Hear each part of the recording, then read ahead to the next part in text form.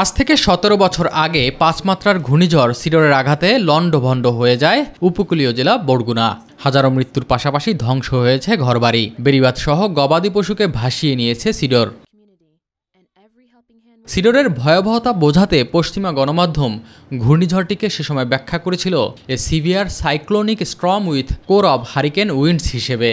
প্রলয়ঙ্কারী ঘূর্ণিঝড় সিডর উপকূল জুড়ে যে ক্ষতচিহ্ন রেখে গেছে তা আজও ভোলেনি প্রান্তিক মানুষ। মনে করে দুনিয়ায় বিদে হয়ে যায়।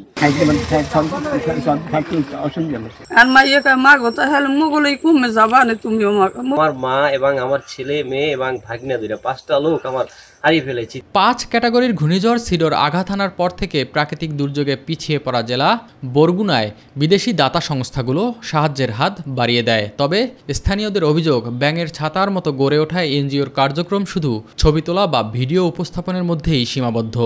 এর মধ্যে ওইতে আর কি ৮ সেকেন্ডে উড়া ধরছি, এর মধ্যে আর কি ওই যে পানি দেখি পানি ১ মিনিটের মধ্যে পানি গড়ে উঠতে গেছে। বিষখালীর বুকে জেগে ওঠা পর্যটন সম্ভাবনাময় স্থান মাঝের চর। সাইক্লোন শেল্টার ও বেড়িবাঁধ না থাকায় ঘূর্ণিঝড় সিডরের জলোচ্ছ্বাসে লাশের স্তূপে পরিণত হয় চরটি। ১৫ নভেম্বর সিডর রাতে যখন আঘাত হানবে তার ঘণ্টাখানেক আগে হঠাৎ করে ১০ নম্বর মহা বিপদ সংকেত জারি করা হয়।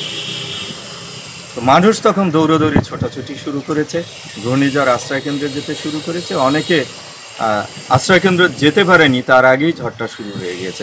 আমরা অনুরোধ জানাবো পরবর্তী পর্যায়ে দাতা সংস্থাগুলো এটা স্বচ্ছতার জন্য, প্রকৃত ক্ষতিগ্রস্তরা যাতে সহায়তা পায় সেই জন্য স্থানীয় নাগরিক সংগঠন এবং নাগরিকদের, বিশিষ্ট ব্যক্তি যারা আছে তাদেরকে যাতে এই কর্মসূচির সাথে সম্পৃক্ত করা হয়। এদিকে জেলায় ৮০৫ কিলোমিটার বেড়িবাঁধের ঝুঁকিপূর্ণ স্থান মেরামতে ধীরগতি। কোনো কোনো স্থান সিডরের পর থেকে রয়েছে অরক্ষিত, যদিও পানি উন্নয়ন বোর্ড বলছে চলমান রয়েছে প্রকল্পের কাজ।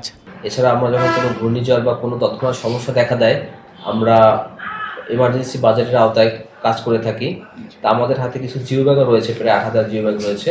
তা আমাদের যদি কোথাও কোনো সমস্যা দেখা দেয় বা তৎক্ষণাৎ কোনো প্রয়োজনে আমরা ওগুলো থেকে সেই চাহিদা মিট আপ করতে পারবো।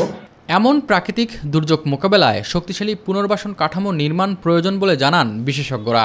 শুধুমাত্র কার্যক্রমের মাধ্যমে না, জনমানুষের জীবন জীবিকাকে সহিষ্ণুভাবে রূপান্তর করতে হবে, যাতে করে তারা জলবায়ু পরিবর্তন মোকাবেলায় নিজেরা টিকে থাকতে পারে। এস এম আরিফ, মাই টিভি।